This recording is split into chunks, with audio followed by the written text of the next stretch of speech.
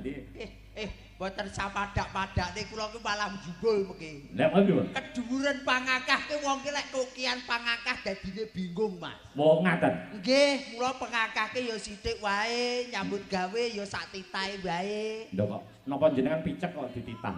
Tegese ki nyambut gawe ya sakonone ngono lho, Mas. Lha apa ora tau ana? Tegese nyambut gawe ki ya sak piye ya?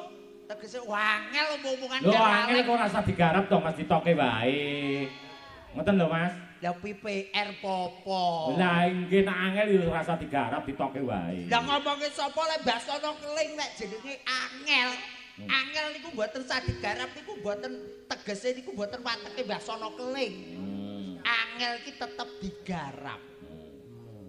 Angel tetep digarap. Lah nggih. Angel jenengan? Walah, aku omongan karo kowe repot. Lha kok iso repot? Repot yo ora dinyangi. Lho piye iki? Yo ora dinyangi to lek repot. Ah, sungguh. Omongan kok karo bangsane dudu menungso iki terus. Lah aku maksane dembet apa jin. Kok yo. Nggih. Niku wau pribahasa mbok menawa napa Mbak Elisa, Mbak Tatin niku tindak wonten ing Pacitan niku wonten bab-bab sing kira-kira mbak ngene pamane. Iku niki ngendikane Mbak Tatin, ngendikane Mbak Elisa lek gabah jenenge Rais. Niki lek mriki lek Mbak Tatin ngendikane napa niku lek teko Gasik niku teko awal. Lek jenengan lek teko Gasik esuk utuk-utuk. Lek niki lek Gasik mboten telat, lek kula mboten. Lah napa? Lek mboten telat mboten Gasik lek gen kula. Lah napa? Alhamdulillah. Lah kok saged? Ah ya ora konangan. Mboten lek telat ora konangan kan alhamdulillah. Nak cara nggen jenengan bonceng niku napa? Bonceng niku bandol. Lah, nggih, Pak. Bingung to jenengan? Gandol. Nggih, bandol. Yen nyurung, nyurung. Nyurung niku ndorong. Nggih, ndorong. Nak cara Ponorogo njontong. Lek cara Ngawi nggih nyurung. Nyurung. Padha nak tiba gen kula niku glosor. Nak cara mriki gigol. Nggih to, Pak? Nggih. Nak tiba niku gigol nggih. Wong-wong Tegese tenggene Magetan niku tanahe nggih napa niku dusun desane rumit-rumit. Enek mlebu nyang jero gentong. Enek sing tanggapan jare wau diparang. Niku mung miso kok, Mas. Nggih nek mriki niki nggih enten tanggapan sing ora tau oleh dhuwit lho, Mas. Lah kok saged? Lembean. Tegese lembean iki mau ya ki mau iso nyalahke rasa, Mas. Nggih leres. Rasa tresna marang budaya, rasa tresna laras kalih masyarakat, mbok bilih wontenipun bersih desa, manunggal rasa manunggal tresna, muga-muga slamet donya, slamet akhirat. Wong lembean niku sikil kanan niku diimbangi kaliwan sikil kiwa. Nggih. Nggih, cobi. Nak kanan karo kanan lak dadine ora kepenak cobi jenengan. Mboten penak lek kanan. Mboten nak jenengan niku lembean, coba mlaku. Bar kanan. Nah, kuwi rono yo mlaku sing apik karo rono kok. Ah, enggak. Lho, lak mboten penak. Oh, nggih mboten penak to nek kanan karo kanan. Nak kiri karo kanan, dadi enek perimbangan. Nggih leres. Ngeten lah. Nggih. Lho, kaya goblok e. Bisa dadi kuwalik. Pripun to? Ya nak kiri karo kanan. Kiri karo kanan. Nak kanan karo kiri. Lho. Kuwi jenenge tungguk. Lho, wedikane nek tengen karo tengen mboten oleh. Mboten oleh. Kiri tengen karo kiwa. Kiwa tegese sing bener niku. Nah. Nggih.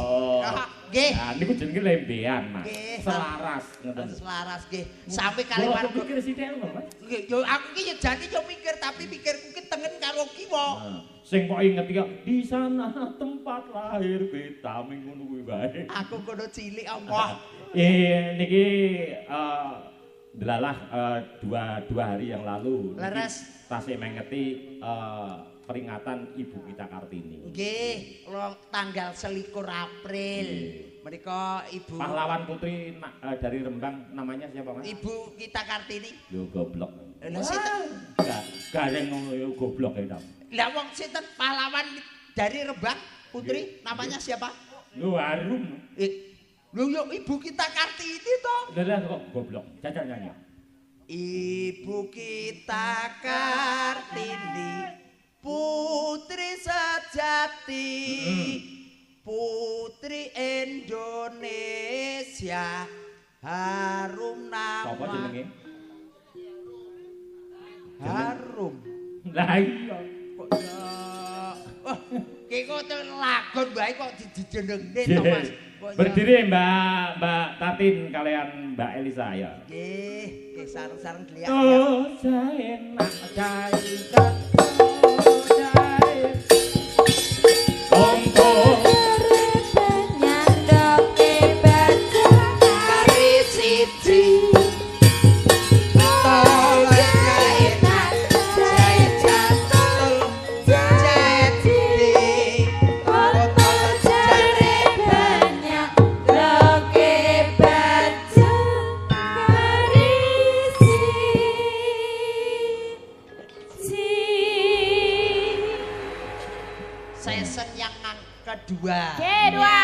Selamat pagi sugeng enjang sedoyo mawon. Selamat pagi dulur-dulur lebihan.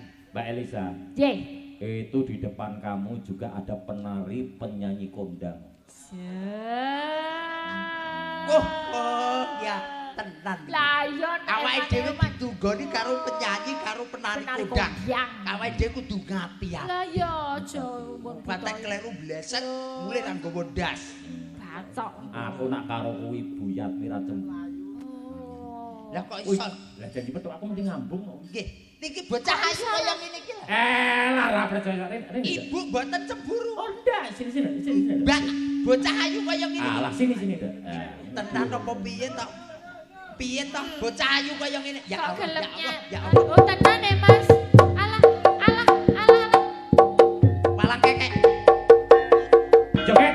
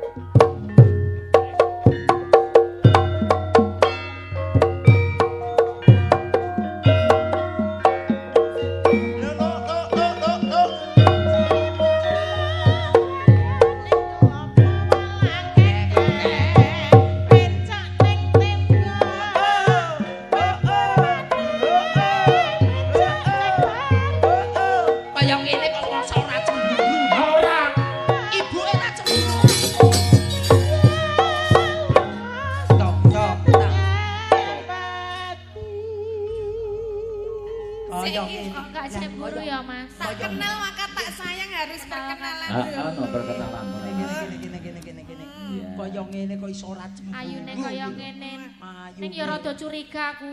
Lah kok curiga piye? Nggon sikil lho. Ngopo? Nek sikil bentuke sak jae-jae. Aku rada curiga. Sik to Mas. Kowe yayangku. Lah kula niku ki trah yo nyun sewu, Mbak. Nggih. Trah sambenku ki ngedos. Dadi sikile yo mekrok wis tumrap to Mas. Wedok suarane kudu cilik ya Mas. Ya kudu cilik suarane. Kan luwih mirip Rono to sikile karo ngene dhewe lho, Mbak. Beda lho. Lah, kuwi. Iya lek rek. Asem kuwi ngetok-etok iku dune awakmu munggah mau nganggo gluk. Sirkuit tak stokingi Mas. Terus batin kula aku stoking piye aku mlaku rene ndothok kaya ngono lho. Lah ya aku yang ngundun. Niki Papa. Iya, Mak. Jalan tenan. Kula mudak pangkle kalau jenengan lho dhisik bojoku mantanku iki.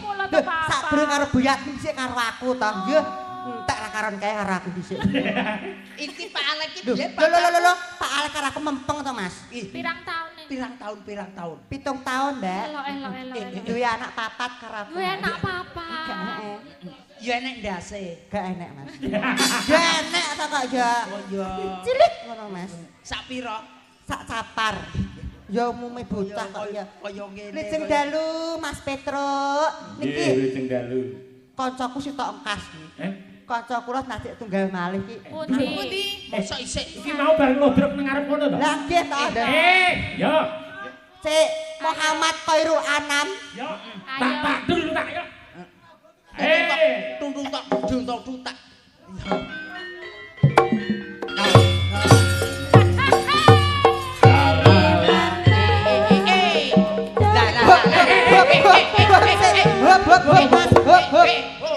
Jenenge ditabuhi mana suka ki joget ya pitik koyo ngoyak maling kok. Kok iya. Ayo, Mas. Baleni. Yo. Ya, ya. Dari mana? Joget. Ayo joget.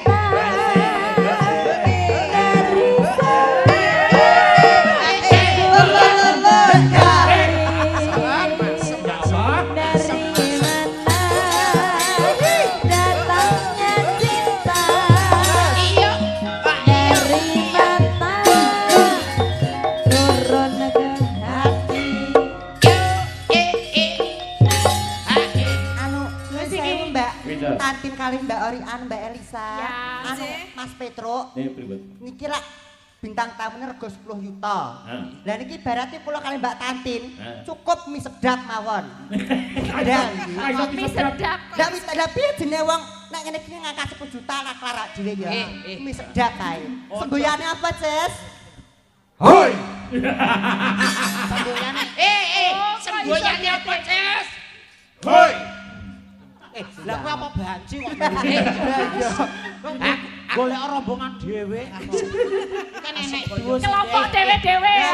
Oh, lenak dua sindek. Iki cewek-cewek ngono. Ning tak tengahi omonganmu mau kono jare 10 yuta awakmu mie ayam. Mie sedap. Mie sedap. Ning iki yo awakmu sing paling sugih awakmu lho. Lah nyapa? Lah iki kono sik gawan kabeh. Lah iki gawe gedine sak meneh iki. Priyontek akeh iki. Tak omongi. Engko nek kowe pengen ya, nek pengen kowe tak tetele gonon mulih figuranen. Susu di figura. Piye wong Ngapunten Mas Petro, Mas Garek, Mbak ngapunten iki mboten kok ngasaraken piantun putri mboten. Iki wae susuku tak gawe gedhe, Mas. Lah isine apa? Isine bataku. Ya isine ki lumrahe wong wedok kok ya iki mangke. Ora Ponorogo pundi to? Kula to. Alah dong banteng ngono lho, Pak. Lah kae langganamu. Itu jembatan. Lah ya lah langgananku tem tasik kathah lho Pak Ndrowi mempeng karo aku ya. Lah ya ta. Tak kae guru cekrek barang ya langganan ki. Mbak Tatin. Nak mriko wonten Apri kali Mimin. Nggih. Mriki niki. Niki jenengmu wong loro ya. Sapa mau urung kenalan kok ya? Dua diva. Oh, dua diva. Difabel. Kok difabel ta? Berarti Lah ya kelainan. Lah trayek kelainan kabeh lho Mbak kok ya. nek tanggapan ngene Mbak berarti. Dua diva. Nek sing Apri Mimin kan dua sinden. Dua sinden. Lah niki dua. Dua rampok, Mbak. Dua rampok. Anu nyambut gawene pripun? Lah tergantung permintaan lek. Niki nggih sinden. Apa ya? Apa iso? Medhos oke, ngarit oke. Sing nerang ki mau sapa? Sing nerang kene iki mau. Lah, Ya paling ora ya sesepuh kene to. Paling ora ya wong-wong sing kanggone kene Mbah Dukun kene to. Keliru. Sing nerang kene sapa? Lah iya aku kete kok goblok samono sapa? Lah ya kan wong sepuh kene to, Nduk. Lho, jare sapa poro? Ya roh ta aku ya jelase wong kene. Jelas Noris. Heeh. nyapa? Sapa jenenge? Aku karo gareng cepitan ki Niki, rada. Clariska. Oh, Mbak Rizka. Iki Muhammad Korul Anam. Tak bacok gegermu lho iku. Lah piye ta? Mbak Caca. Ya. Oh, Mbak Caca. Ya Allah. Iki sak menika gawane tukang gender niki lho. Aja mbok omongni utuh. Lho, Du. Saiki aku gawane tukang son wong aku wis bandari ning kono kok mau. Wonten dawuh. Tembang. Mumpung anu napa niku enten Mbak Elisa kali Mbak Tati. Nggih, niki dipun bantu kalian niki kula ya Allah kanugrahan sanget Iya. to Mas Petro. Moga-moga kumpul piyai kondang dadi wong Mugi-mugi kondang. nular anggenipun rezekipun dadi sinden kondang. Amin. Dadi ngapunten kula niku nderek ngenten iki kersane terangkat derajat kula, Pak. Yo arep dadi PNS apa piye? Ora kok PNS bisa awak dhewe ke begenggek sakine kesenian kuwi ya alhamdulillah kok. Kowe mbiyen apa, Ris? Kowe mbiyen apa? Begenten, Mbak. Astagfirullahaladzim, nauzubillah min dzalik ya, Mbak. Ya. Jenengan apa? Jenengan apa? Aku yo ming anu kok, Mbak, yo cuman Ngancani. Bakul apa? bakul nomor. Sing bingung iki besok nak mati iki leh ngedusi leh nyalatke iki piye. Disalatke kok bingung, mboten sah bingung bensin niku ke. Mbak gledak menebu surga kok. Lah kowe besok nek rene kan dikremasi to, Riz. Nak diblamindal. Yo ngeten, nek lukae piantun kakung niku lak almarhum. Piantun putri Almarhum. Lah nek aku karo Icus iki gampang ta? Apa? Aluminium. Sing mbok yo ora nek dhewe iki yo alkohol. Mbak Tanti ngerti kowe ketoke gumun apa gila ta, Jan? Ya aku kan menikmati kalian itu loh. Dari Kok ada unik-unik. Iya. Ngeten iki rombongan ngeten iki teng desa mriki ada sekitar 40. 40 niki wau kula nggih gumun Ngono kalih kuwi beranak pinak to. nggih mboten kok ngoten Mbak Elisa. Kula nggih gumun kalih Bapak Demang Keling menika piantun budaya nggih, piantun dermawan nggih. Lah nglumpune baci ku 2 ton lho. Lumpuk rene kabeh. Baci ku kan tak sumet ta tak kapakne ngono. Ayo tendang lagu. Mas, tapi yo Caca nggih. ket mau kok rumangsaku ngelembuk Bapak Sono Keling ben ditanggap ngono kok piye? Adik kene gak ditanggap. Ngopo? Adik iki sesuk aku karo Icus kene neh, Mas. Acarane Iki acara nggih bersih desa niki. Nik Nggih. Wo. Lah napa niku? Bongkar genjot, Mas. Tak kira lek jalan. Lagune apa, Mbak? Derek niki Iki musike ya ada. Nggih, niki gamelane ya enek. Kali Mbak Tatin, kali Mbak Elisa. Sak mesine pomane kaya dhewe iki sinden milenial ya. Apa lagunya? Lagune sing anyar to, Mas. Apa?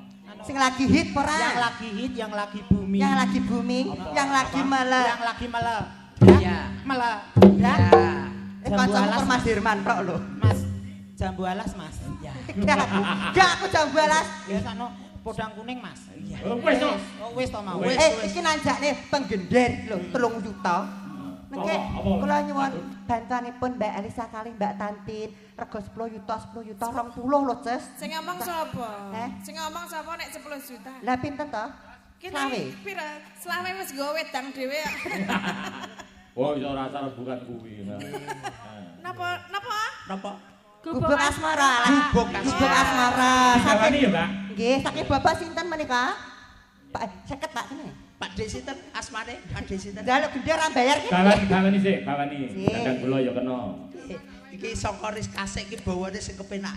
Nggih. Iki lho kata wae Kak, gitu kata. Lho Kak. Walah Pak Cikrik kur guyon Pak ngene iki aku yo pekewuh to walah yo. Rasake akeh 50 ae. Genten caca yo rono. Wong ngene kene iki lho. Niki lho teng mriki. Oh, rada Rizka napa Caca? Lagi tak uang bae. Soale meh kaya anu sarung. paningale iki nek Radi Watuk nggih ngoten niku. Kowe oleh piro kuwi? 50. Berarti iki sing nyekel duit saweran kowe Teko to? siji meneh. Bawani. Pucung. Pucung. Ya, monggo. Mbak Rizka. Iya, kok tak dem karo kowe Dimas diapot tok. Ingkar. Yuk. Nyingkar nyingkur. Bah, Ya Allah, Iya. apik lho padahal kowe lanang ya, suaramu iso kaya wedok. Tak kempet kok, Mbak. Wong lanang kok jilbaban ngene padha digodho malaikat. Kowe ra Jawa adem ki apa piye? Aksesoris. Oh, aksesoris lho. Lah iya. Anakku nak jilbaban tak woprok ya sing. Lho, kok mboten ngoten wedine piantun Islam iku jilbaban niku kedah wajib kok iso. Lho piye to? Lho, Lah sing piye jenengan iku lho? Lho anakku kok kowe. iki jenengan. Ya anakku nak jilbaban tak kepruk. Lho, Sebabe opo? lara Mas. Ya anakku lanang. Lho, wong lanang jilbaban ya kaya banci no, Pak.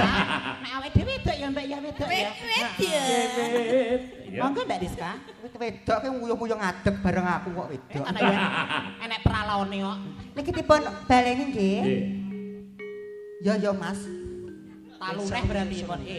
Nek dibaleni berarti ya taluneh. Nyingkar nyingkur. Jan Nasir suarane penak. Wiwitane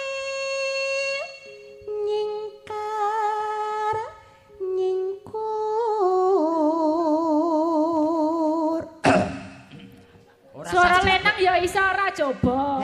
Suara lanang. Suara apa? Lanang. Ya iso. Lah ya coba-coba. Yo wong sinden kok beker ki apa ya ene. Turunan jaran. Kuwi dehem. Lingesan yen. Urung pas ta? Cangkemmu iki cocokno Eh, gendeng. Yo nyok 50 pasno cangkemku karo ponokan. Tubrukno ki. Wis ya tega to. Bangeten to dim. Pakai kowe, Mas. Lah kono dhewe kok ya sing jaluk lanang awakmu. Nyok ta wis. Ya wedok meneh. Wedok meneh ya. Wedok meneh. Gentan kowe ku lho kok iki. Gentan Caca. Caca Andika. Caca. Ya yo. Ya aku ora melu urusan wong sing nampa kowe dhewe kok. Saweran 50 sing nampa kowe dhewe. Nglaweding. Hah? Nglaweding. Tambahi 75. Wis kowe dhewe entekno. Kok aja seru-seru. Wong aku dhewe. Mbak hafal. Aku keto, aku wae ngepales kok demeneh nyanyi. Dadi gurak wong sakmene mbane aku. Ya terus Nduk Rizka, yo. Ora sindane plong kok. Yen ke mutan. Aku sing tak seneng ming siji kuwi lho. Apa? Mutan wingi lho, seneng aku. Ya to, Dim? Mutan wingi lho. Mutan. Mutan to, tak kira muten. Lelampahan kang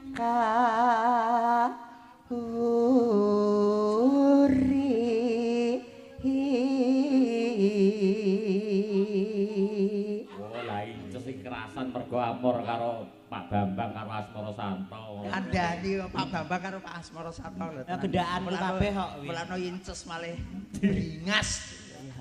Bar ngombe kuda liar, Mas. Tresno tulus nadyan ning gubuk asmara. Mbak Rizka. Ayo Incus. Iku mau Yen liwat. Iku mau anu. Bawane gubuk asmara. Gubuk asmara. Ojo. Apa? Bawane apa? Gubuk asmara. Gubuk asmara. Isa. Bawane apa? Gubuk asmara. Kok apa karepe kok? Aku kaget krungu iki ngono lho. Biasane Ayo Jas. Ayo Ces. Ayo, Ces. Mbak Tanti. Yen liwat. iki lho Mbak sing cantik. Sapa Pak Dalang? Monggo Mbak Tati. Mbak Tati. Mas Petro, kula kena amar wong wedok iku kudu maneh lanang ya. Mari ta. Mari. Mari ta. Dhisik aku ya sunat kok. Kok medeni to Ris Ris. Lha ngapa kok ya tanggapne reok barang kok. Adek rupamu kok barongan. Iso. Monggo Mbak Tanti. Layak. Iya Mbak Tati. Oke, monggo. Yuk. Yen liwat aku kelingan. Incus yuk. Ayo yuk. Biyen tak kelere. Iya. Yo. Neng ngecek kepak tulisan. Awan.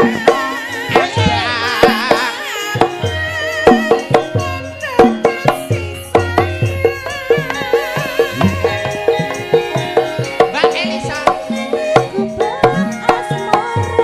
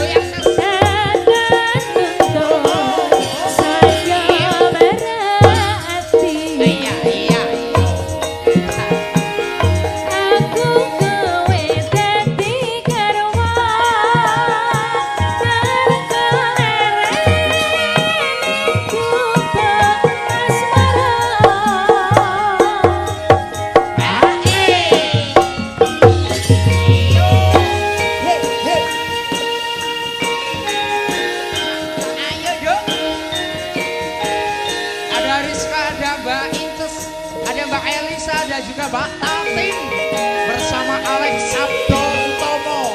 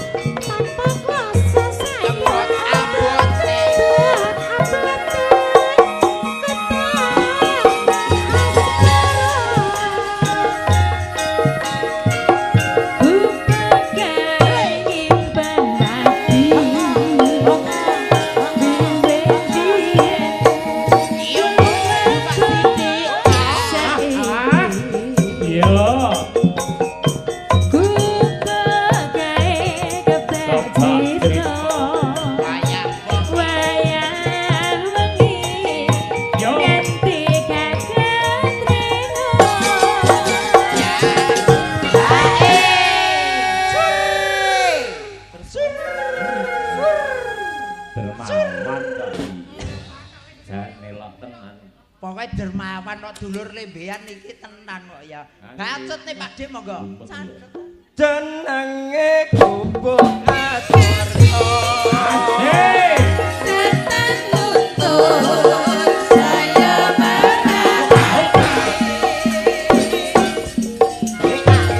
Aku kowe dadi jawa.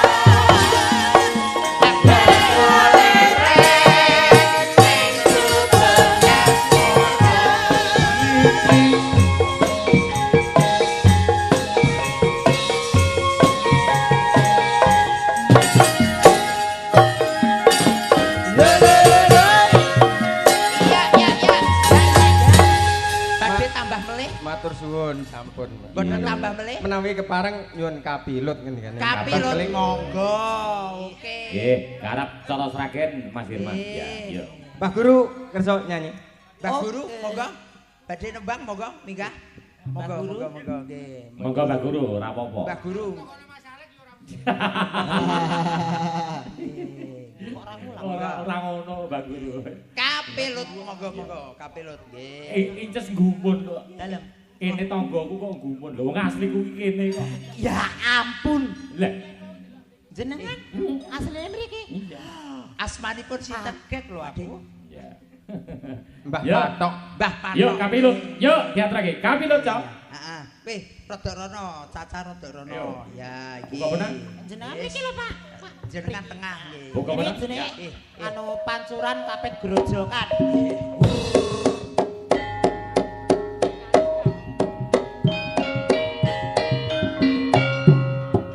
Gayam tulung agung Mas. Asoy.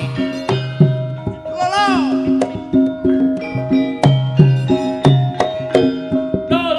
Yo.